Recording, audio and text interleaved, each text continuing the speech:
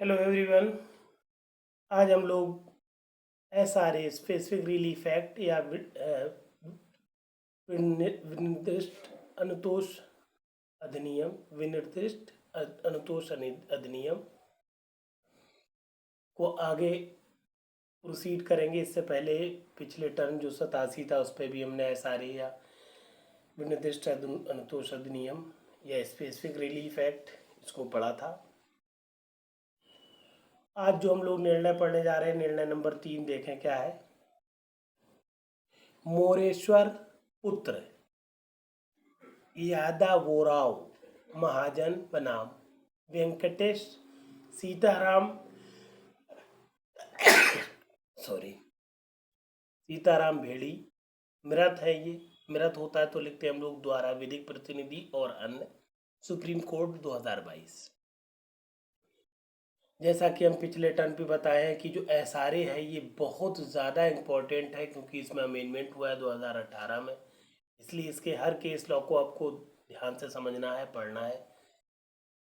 और आज के टर्म पे हम एसआरए के साथ साथ स्पेसिफिक रिलीफ एक्ट या विनिर्दिष्ट अनुतोष अधिनियम, इसके साथ साथ कॉन्ट्रैक्ट एक्ट भी कंप्लीट करा देंगे। तो आज 2 एक्ट आपके हो जाएंगे, एसआरए भी कंप्लीट हो जाएगा और कॉन्ट्रैक्ट एक्ट भी कंप्लीट हो जाएगा। जो निर्णय है थोड़ा सा नाम टिपिकल है, देखें निर्णय अभी, हालांकि हमने बताया है मोरेश्वर पुत्र यादवराव महाजन बनाम वेंकटेश सीताराम भेड़ी मृत है। इसमें एग्जैक्टली धारा 16 का प्रावधान है। 16 का जिक्र हम पिछले केस में भी कर चुके हैं। जो एसआरए की धारा 16 है, इसमें एग्जैक्टली होता क्या है, किसी भी वाद का वर्जन होता है। स्पेसिफिक रिलीफ एक्ट की ये ऐसी धारा है जिसमें अनुतोष का वैयक्तिक वर्जन कराया जाता है, मतलब आप बार किया जाता है, मना किया जाता है कि किन दशाओं में आप स्पेसिफिक रिलीफ एक्ट के अंतर्गत अनुतोष नहीं पा सकते, ये बताया गया इस धारा में। हालांकि ये डिटेल्ड स्टडी कराई है हमने अपने लेक्चर में, जब हमने आपको एसआरए पढ़ाया था। वहाँ जाके आप माइनर एक्ट की लिस्ट है, वहाँ पर एसआरए पूरा हमने पढ़ाया हुआ है। वहाँ पर धारा 16 जो है पूरा हमने आपको एक्सप्लेन कर दी है। धारा 16C अब आप समझ लें, मतलब इसमें प्रावधान धारा 16C का है। और क्या विवाद उठा है, क्या चीज़ है, क्या प्रॉब्लम है, किसका सलूशन मिला है इसमें, ये देखें क्या निर्णित किया है सुप्रीम कोर्ट ने। पहले प्रावधान देख लें। विक्रय के लिए करार के विनिर्दिष्ट अनुपालन से प्रतिवादी द्वारा इस आधार पर इनकार किए जाने की वैधता की संपत्ति उसके व उसके पत्नी तथा 3 पुत्रों की संपत्ति है, जो मामले के आवश्यक पक्षकार है और उन्हें वाद का पक्षकार नहीं बनाया गया है। विवाद ये उठा है इस केस में कि जो विक्रेता है उसने करार किया है क्रेता के साथ, और चूंकि जो संपत्ति है जिससे संबंधित विवाद है, वो संपत्ति एग्जैक्टली उस व्यक्ति की जिसने करार किया है, उसके 2 पुत्र हैं।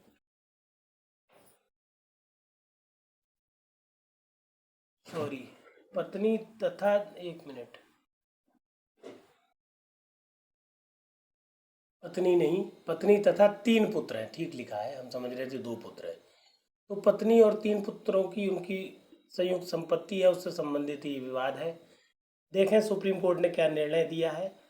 पहले निर्णय सार समझ ले। जैसा कि हमने बताया है, प्रावधान आपके लिए समझने के लिए है कि एग्जैक्टली ये निर्णय आपको किस धारा में लिखना है और इस निर्णय में हुआ क्या है। थोड़ा सा बेसिक नॉलेज मिलती है आपको प्रावधान से। निर्णय सार आपको लिखना होता है अपने उत्तर में। देखें निर्णय सार का पहला बिंदु क्या कह रहा है सुप्रीम कोर्ट का। जहां की वादी अपीलार्थी स्वयं स्वीकार करता है कि विक्रय के करार की विषय वस्तु अर्थात वाद संपत्ति प्रतिवादी प्रत्युत्तरदाता एवं उसके पत्नी एवं 3 पुत्रों के नाम की संयुक्त संपत्ति है, वहाँ प्रतिवादी के पत्नी व 3 पुत्र वाद के आवश्यक पक्षकार माने जाएंगे और वाद को इस आधार पर निरस्त किए जाने में कोई अवैधता नहीं है। कहने का मतलब हुआ, वादी ने जब वाद किया तो उसने भी ये स्वीकार किया है कि ये जो संपत्ति है जिस व्यक्ति ने करार किया है उसकी ना होकर उसके पत्नी और 3 पुत्रों की संयुक्त संपत्ति है, और इसलिए और तथा उन लोगों को जिनकी ये संपत्ति है उनको आवश्यक पक्षकार नहीं बनाया गया है, इसलिए इस वाद को निरस्त किया जाना चाहिए, निरस्त होना चाहिए। इसमें कोई अवैध कार्य नहीं किया। अगर न्यायालय ने इस बात को निरस्त कर दिया तो कोई अवैधता नहीं है, कोई अवैध कार्य नहीं किया। किसने ये मतलब प्रथम अवस्था के न्यायालय द्वारा ही अवैध घोषित कर दिया गया और इस वाद को निरस्त कर दिया गया। आगे क्या हुआ, उच्च न्यायालय ने ठीक ही आक्षेपित आदेश पारित किया है कि वादी अपनी अग्रिम धनराशि 30,000 रुपये 9% वार्षिक ब्याज सहित प्राप्त करने का हकदार है, और कि वाद विक्रय के लिए करार के विनिर्दिष्ट अनुपालन हेतु आज्ञप्ति नहीं किया जा सकता, तदनुसार अपील निरस्त। मामला समझ गए होंगे कि प्रथम न्यायालय द्वारा ही ये वाद जो था निरस्त कर दिया गया था, क्योंकि जो आवश्यक पक्षकार थे उनको पक्ष का जो संपत्ति के मेन मालिक थे उनको आवश्यक पक्षकार नहीं बनाया गया था, इसलिए प्रारंभिक न्यायालय द्वारा ही वाद निरस्त कर दिया गया। ये उच्च जो अपीलार्थी है पहले उच्च न्यायालय गया, उच्च न्यायालय से भी इसको राहत नहीं मिली। उच्च न्यायालय ने कहा नहीं, जो प्राथमिक न्यायालय या विचारणा न्यायालय था उसका मामला निर्णय ठीक था कि उसने मामला निरस्त कर दिया। निरस्त करने लायक है क्योंकि जो व्यक्ति मालिक है उनको आवश्यक पक्षकार नहीं बनाया गया है। तब ये सुप्रीम कोर्ट पहुँचे। सुप्रीम कोर्ट ने भी बिल्कुल क्लियर कह दिया कि जो उच्च न्यायालय ने निर्णय दिया था कि जो आपकी अग्रिम धनराशि है 30,000 रुपये, उसमें वार्षिक ब्याज 9% मिला दिया जाए और आपको वापस कर दिया जाए, यही इस मामले का सही निर्णय है। इसलिए हम आपकी आगे अपील जारी नहीं रख सकते, हम आपकी अपील को निरस्त करते हैं। सुप्रीम कोर्ट ने ऐसा कहा अपने निर्णय में, और इनकी जो अपील थी उसको निरस्त कर दिया कि आपको स्पेसिफिक रिलीफ एक्ट के अनुसार कोई भी विनिर्दिष्ट अनुपालन के द्वारा आपको आज्ञप्ति या आपको कोई निर्णय या आपकी कोई डिग्री पारित नहीं की जाएगी। आपका निर्णय, आपका जो केस है, वाद है, आगे चलने लायक नहीं है। दूसरे पॉइंट में सुप्रीम कोर्ट ने क्लियर किया, क्या कहा है निर्णय के दूसरे बिंदु में, कोई व्यक्ति किसी संविदा का आवश्यक पक्षकार है तब जब, उन्होंने बताया कि कौन व्यक्ति कब आवश्यक पक्षकार होता है। 2 पॉइंट बता दिए। पहली बात बता दी, ऐसे पक्षकार, वो व्यक्ति आवश्यक पक्षकार है, पहले पॉइंट में बताया ए में कि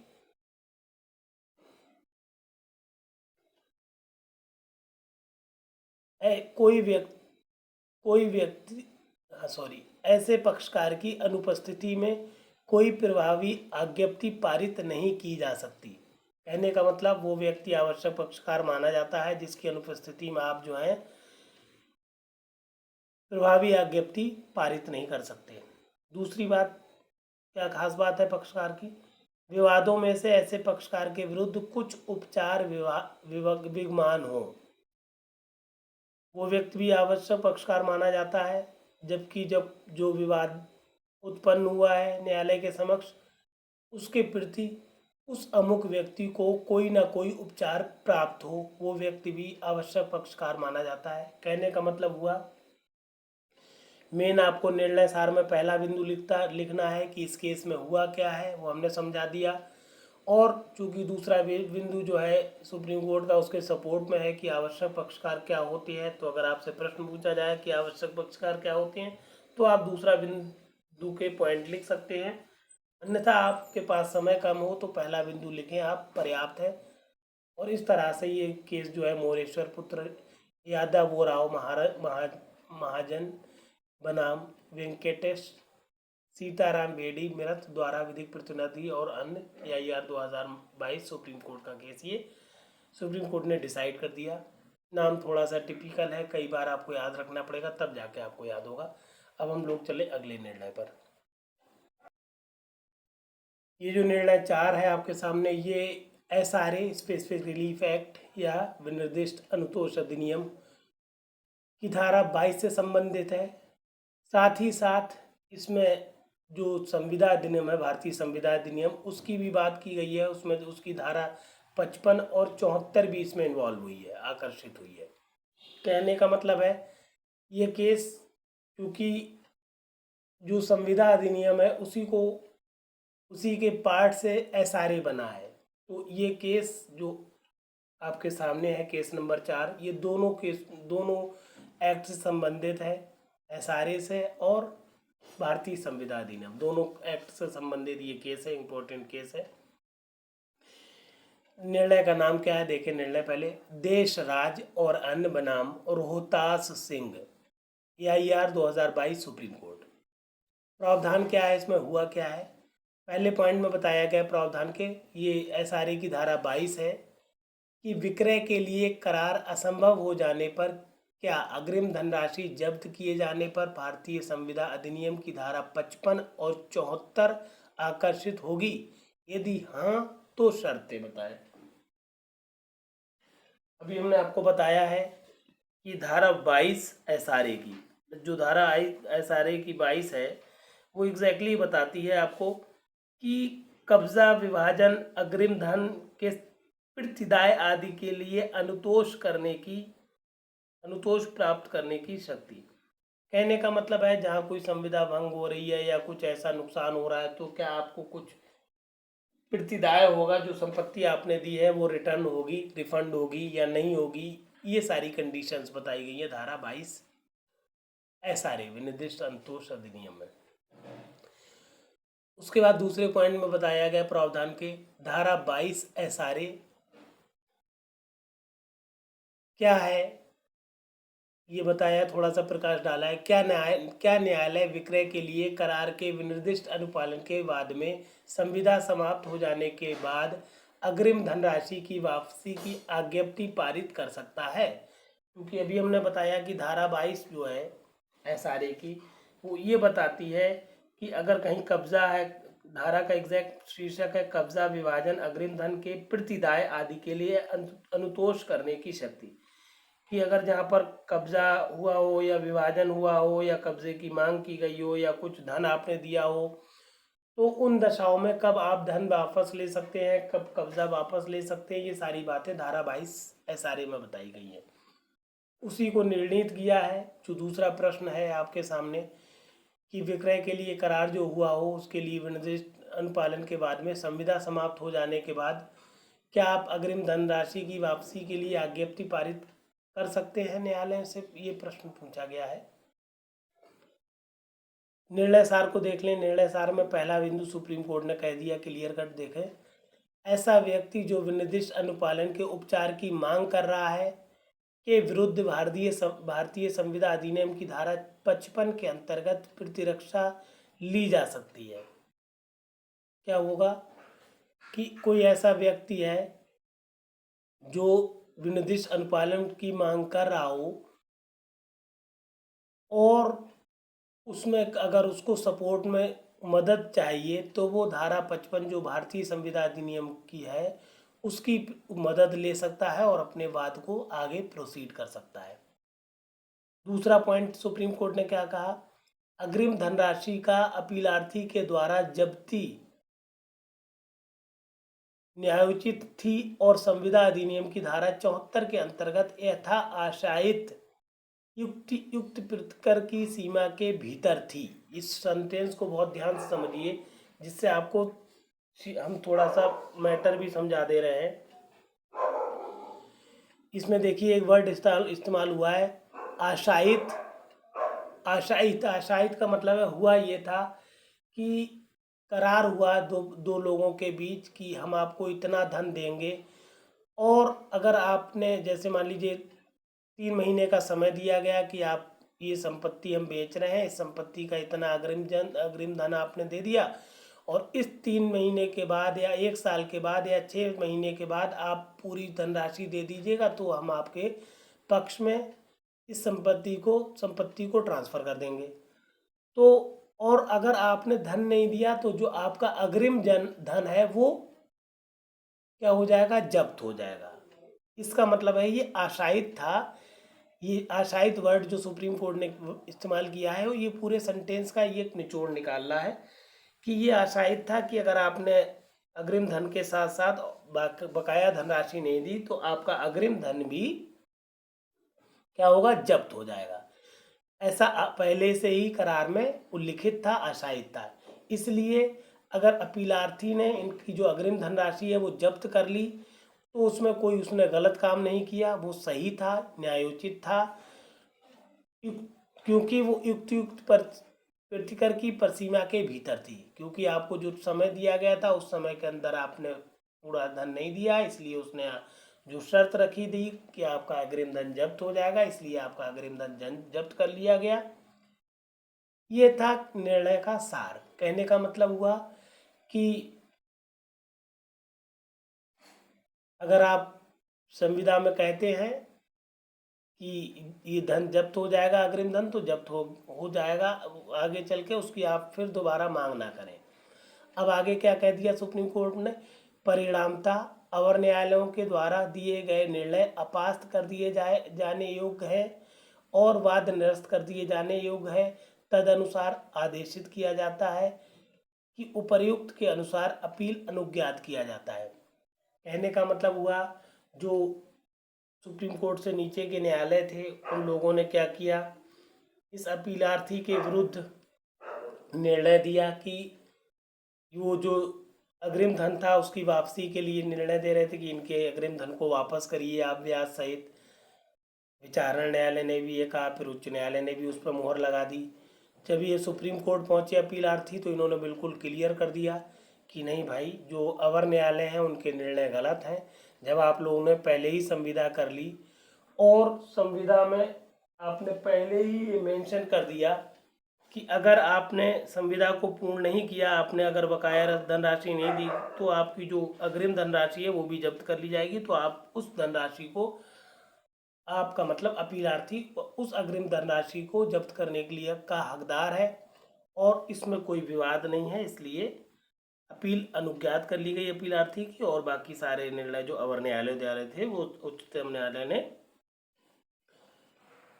निरस्त कर दिए। इसमें एक धारा 55 जो हम बार बार बता रहे हैं आपको, धारा 55 और धारा 34, धारा 55 और 34 को थोड़ा सा समझ लें। धारा 55 एग्जैक्टली कहती है, उस संविदा में जिसमें समय मर्ममूत है, नियत समय पर पालन न करने का प्रभाव।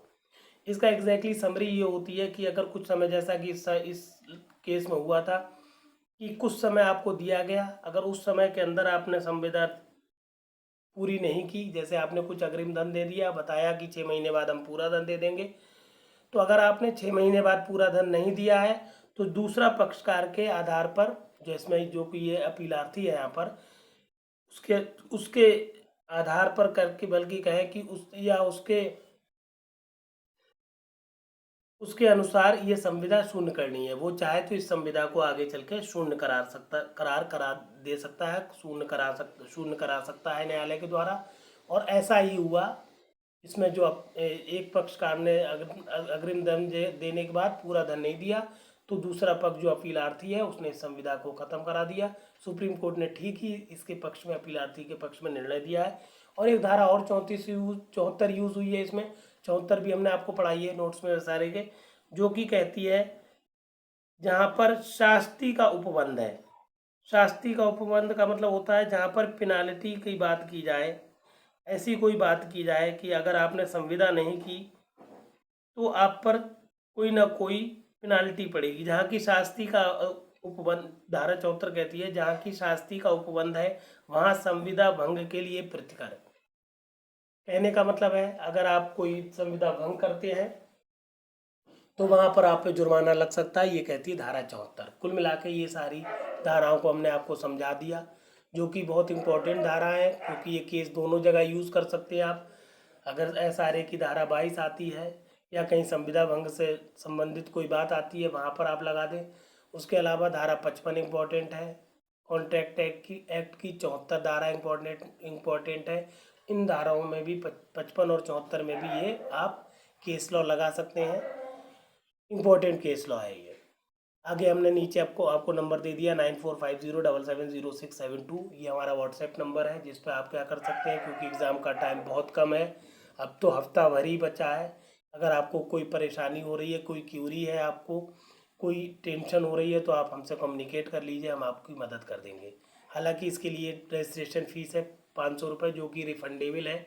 जो लोग सिलेक्शन ले लेंगे उनकी ये फ़ीस रिफ़ंड हो जाएगी। आप जुड़ते हैं बहुत अच्छी बात, नहीं जुड़ते हैं कोई दिक्कत की बात नहीं है। आप हमारा चैनल डायरेक्ट डालेंगे यूट्यूब पर @ऑफ law classes by Firoz sir, आप हम तक डायरेक्ट पहुंच जाएंगे, जिसमें हमने डे 1 से लेकर डे 100 तक पूरा PCSJ और UP PCSJ और UP SJS का पूरा सिलेबस दिया हुआ है। अगर आप डे वाइज पढ़ना चाहते हैं तो बहुत अच्छी बात है, अगर आप डे वाइज नहीं पढ़ना चाहते हैं, आप सब्जेक्ट वाइज पढ़ना चाहते हैं, तो हमने सब्जेक्ट वाइज भी प्लेलिस्ट बना दी है। आप प्लेलिस्ट में चले जाएं, वहाँ पर हमारे चैनल पर आपको प्लेलिस्ट मिल जाएगी सब्जेक्ट वाइज, आप सब्जेक्ट वाइज पढ़ सकते हैं। सारे वीडियोस के साथ हमने ये हैंड रिटेन नोट्स का PDF लगाया हुआ है। आप वीडियो चलाएंगे, मोर लिख के आएगा, मोर को टच करिएगा, ये PDF खुल जाएगा, उसको डाउनलोड कर लीजिए। बेहतर तरीका ये है कि आप PDF को अपने हाथ में रखिए, फिर वीडियो देखिए, आपको 100% बात हमारी समझ में आएगी। और वीडियो को लगातार चलने दीजिए, जिससे वो बात आपके दिमाग में बैठ जाएगी। आप एग्ज़ाम हॉल में जब लिख रहे होंगे तो हमारी बात आपको स्ट्राइक करेगी और आपको आंसर राइटिंग में मदद मिलेगी।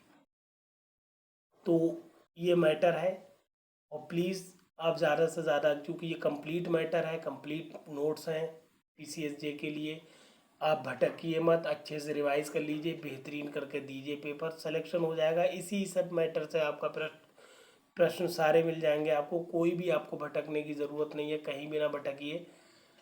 कंप्लीट नोट्स हैं, इसीलिए अपने सारे साथियों को इनको शेयर कर दीजिए और प्लीज़ चैनल को सब्सक्राइब कर लीजिए। अब हम लोग चले आगे।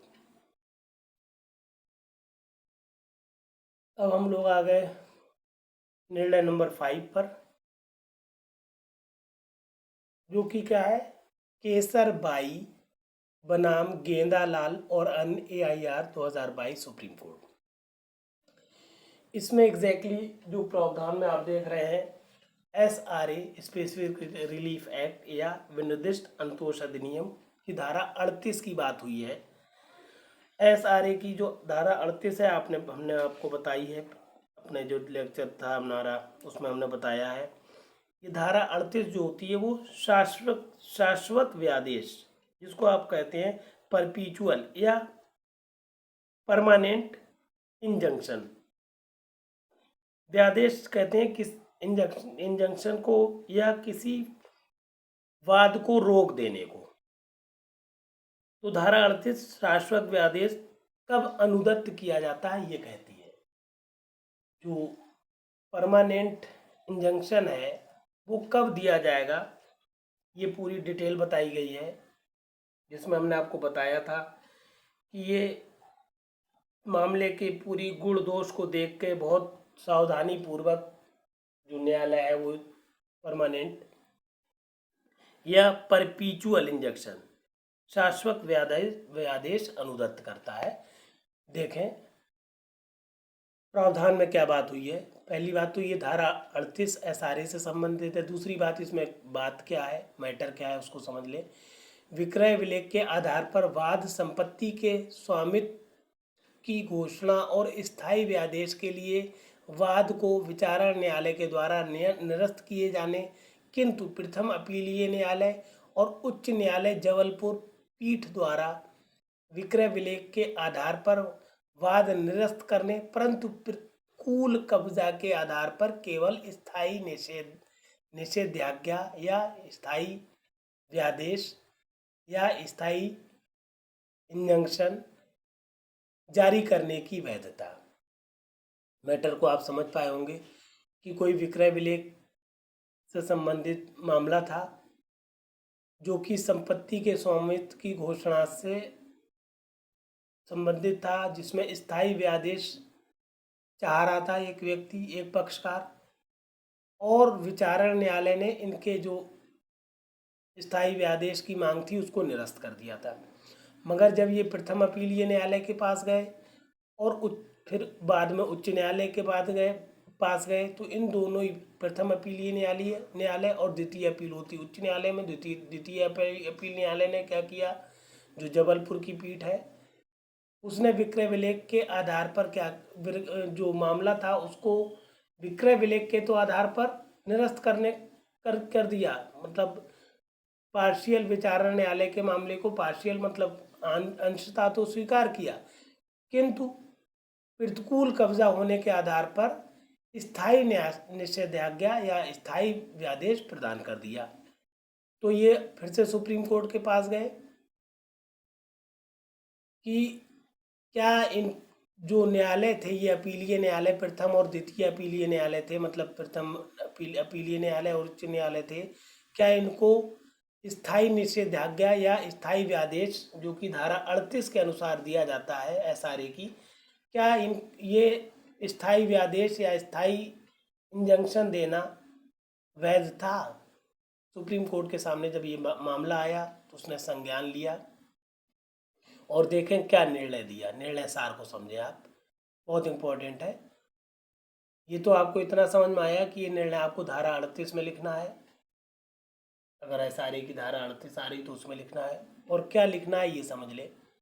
यदि एक बार उच्च न्यायालय ने प्रतिकूल कब्जा पर विधि के सारवान प्रश्न को अपीलार्थी के पक्ष में अभिनिश्चित किया है और विक्रय विलेख दिनांक 31/8/1967 के आधार पर स्वामित्व या स्वत्व के दावे को सभी अवर न्यायालयों ने अस्वीकार कर दिया है, तब इसके बाद वादीगण के पक्ष में स्थायी निषेधाज्ञा या व्यादेश की आज्ञप्ति के द्वारा वादीगण के कब्जे या प्रतिकूल कब्जे को संरक्षित नहीं किया जा सकता।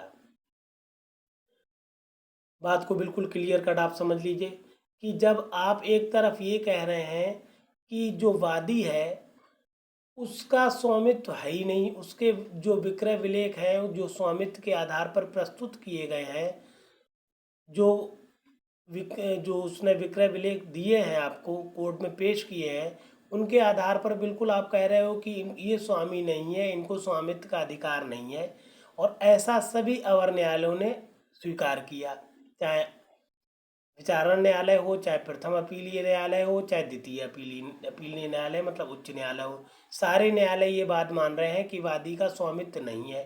तब फिर आप किस आधार पर ये डिक्री दे रहे हो कि आप स्थायी निषेधाज्ञा पा सकते हो? जब आपका अधिकार ही नहीं है, आपका स्वामित्व ही नहीं है, तो आपके पक्ष में क्यों परमानेंट निषेधाज्ञा या परमानेंट व्यादेश दिया जाए? ऐसा तो जब आपका कोई हक ही नहीं है तो आपको कोई अधिकार ही नहीं है कि आप उस परमानेंट व्यादेश प्राप्त कर ले। सीधी चीज़ है, सुप्रीम कोर्ट ने कह दिया। और इसलिए आगे सुप्रीम कोर्ट कह रहा है, उच्च न्यायालय ने अपील निरस्त करके तथा प्रथम अपील न्यायालय के निर्णय और आज्ञप्ति का अनुमोदित करके तात्विक रूप में गलती की है, तदनुसार आदेशित। कहने का मतलब है जो व्यक्ति ये बार बार अपील कर रहा है, आप इसकी अपील को खारिज कर रहे हैं, इस व्यक्ति को अनुतोष नहीं दे रहे हैं जो कि अनुतोष पाने लायक है, और आप बार बार व्यादेश लगा दे रहे हैं, स्थायी व्यादेश लगा रहे हैं जो कि गलत है। इसलिए हम जो है जितने भी निर्णय आप लोगों ने दिए हैं, चाहे वो प्रथम अपीलीय न्यायालय द्वारा हो चाहे उच्च न्यायालय हो द्वारा हो, उसको निर्देशित करते हैं और आगे इस तरह से हम आदेशित करते हैं। आगे एक लाइन और लिख दी अपने निर्णय में उसने, सुप्रीम कोर्ट ने, कि विचारण न्यायालय के द्वारा पारित निर्णय एवं आज्ञप्ति पुनर्स्थापित किया जाता है, अपील अनुज्ञात की जाती है। सुप्रीम कोर्ट में जो अपील हुई है उसको सुप्रीम कोर्ट ने एक्सेप्ट कर लिया है। एक्सेप्ट करने के साथ साथ उसने ये भी कह दिया कि जो विचारण न्यायालय का निर्णय था वो ठीक था, उसको हम बरकरार रखते हैं और प्रथम अपीलीय न्यायालय और उच्च न्यायालय के निर्णय को निरस्त करते हैं। अब हम लोग आगे चलें। अब हम लोग आ गए निर्णय नंबर 6, जो कि आखिरी निर्णय है इस टॉपिक का, इस लेक्चर का। छठा निर्णय क्या कहता है, और एसआरए और कॉन्ट्रैक्ट एक्ट का भी ये आखिरी निर्णय है। यहीं पर हम लोगों का एसआरए, स्पेसिफिक रिलीफ एक्ट या निर्दिष्ट अंतोष अधिनियम, और कॉन्ट्रैक्ट अधिनियम यहाँ पर कंप्लीट हो जाएगा आज। क्या कहता है निर्णय नंबर 6, देखें। श्रीपति लखू माने बनाम सचिव महाराष्ट्र राज्य AIR 2022 सुप्रीम कोर्ट। प्रावधान जो है मेनली ये धारा 67 है, जो कि संविदा अधिनियम की है। संविदा अधिनियम से संबंधित ये वाद है। एसआरए का इसमें कोई एसआरए कंप्लीट हो चुका है। निर्णय नंबर 5 पे ही एसआरए का खात्मा हो गया। ये कॉन्ट्रैक्ट एक्ट की धारा 67 से संबंधित निर्णय है। श्रीपति लखू माने बनाम सचिव महाराष्ट्र राज्य AIR 2022 सुप्रीम कोर्ट। एग्जैक्टली इसमें हुआ क्या, प्रावधान समझ ले। संविदा पालन के लिए युक्त स्वीकार वचनदाता को देने में वचनग्रहता की उपेक्षा का प्रभाव, जहां की प्रत्युत्तरदाता ने स्वयं अपीलार्थी ठेकेदार को कार्य की समुचित दशा व वस्तु उपलब्ध नहीं कराई और अपीलार्थी के कार्य से हटने पर उसके द्वारा किए गए कार्य का दावाकृत मूल्य, सुरक्षा, धनराशि व प्रतिकर देने से इनकार कर दिया है। पहले आप थोड़ा सा समझ लें कि धारा 67 जो है, जो धारा 67 है, 67 है कॉन्ट्रैक्ट एक्ट की, वो कहती है पालन के लिए युक्त स्वीकार वचनदाता को देने में वचनग्रहता की उपेक्षा का प्रभाव। इसको हमने समझाया था आपको अपने, जब हमने कॉन्ट्रैक्ट एक्ट पढ़ाया था, कि जैसे मान लीजिए आप किसी से घर की मरम्मत कराने की संविदा करते हैं और उसे बताते नहीं है किन किन हिस्सों की मरम्मत करना है, किस तरह से करना है, तो दूसरा पक्षकार जिसे मरम्मत करना है वो मरम्मत नहीं कर सकता। आपने अगर उसको पूरी तरह से नहीं समझाया है कि आपको घर की मरम्मत इस तरह से करना है, यहाँ पर करना है, तो वो बेचारा कहाँ पर क्या कार्य करेगा। तो जो कार्य नहीं कर रहा है, क्योंकि आपकी उपेक्षा के चक्कर में, उपेक्षा के कारण वो दूसरा पक्षकार कार्य करने में असमर्थ है, तो आप, चूंकि ये नहीं माना जाएगा कि उस व्यक्ति, कार्य करने वाले व्यक्ति ने, मरम्मत करने वाले व्यक्ति ने संविदा भंग नहीं की है, बल्कि आपने सही से उसको नहीं बताया, इसलिए संविदा भंग हुई है। इसीलिए आपको प्रतिकर देना पड़ेगा उस व्यक्ति को जिसको आप बुला के लाए थे मरम्मत करने के लिए। ये मैटर होता है धारा 67 में। इसमें भी यही बात हुई है कि संविदा पालन के जो युक्त स्वीकार थे, जो जिस तरह से संविदा पालित होना थी, वो वचनदाता को देने में वचनग्रहता ने क्या की, उपेक्षा की। और उपेक्षा करने से क्या हुआ है, संविदा में कहीं ना कहीं प्रॉब्लम आ गई। तो जो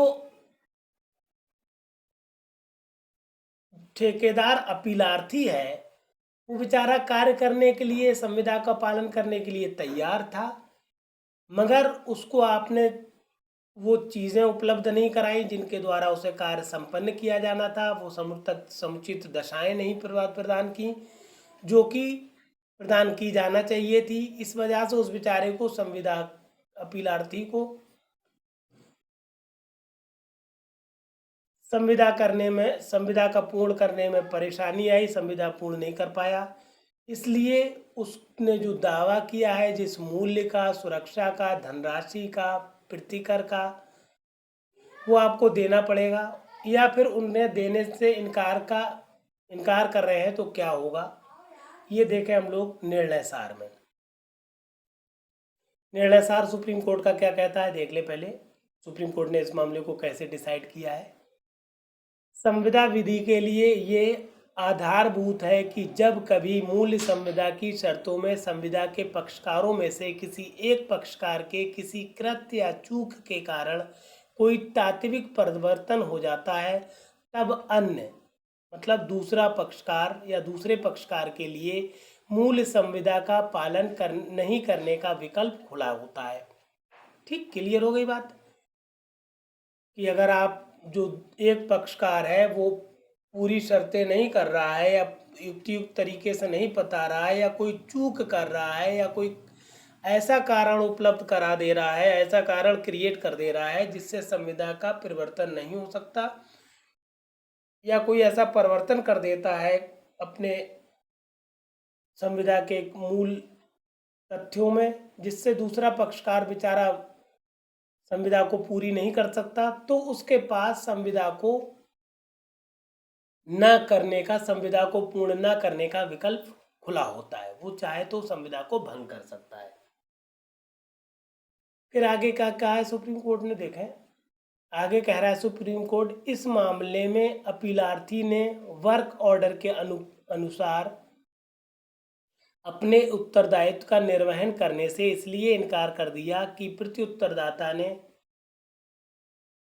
उत्तरवर्ती प्रस्ताव द्वारा मूल संविदा के कार्यों में तात्विक परिवर्तन कर दिया था, इसलिए अपने द्वारा किए गए कार्यों का प्रतिकर एवं सुरक्षा धनराशि ब्याज सहित प्राप्त करने के लिए अपीलार्थी हकदार है।